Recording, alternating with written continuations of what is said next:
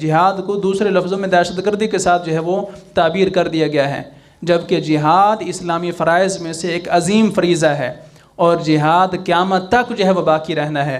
حدیث پاک میں ہے فرمایا کہ جہاد قیامت تک جاری رہے گا، اور آخر قیامت کے قریب جو ہے وہ دجال کو بھی جہاد کے ذریعے ہی قتل کیا جائے گا، دجال کو بھی جہاد کے ذریعے ہی قتل کیا جائے گا۔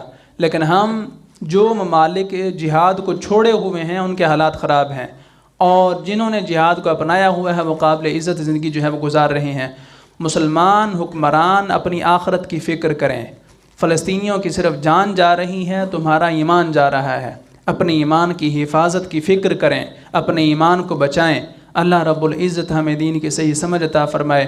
مسلمان حکمران جو ہیں اللہ رب العزت ان کو توفیق عطا فرمائے کہ یہ کفر کو للکاریں اور اپنے مظلوم مسلمان بھائیوں کی مدد کو پہنچیں۔ اللہ رب العزت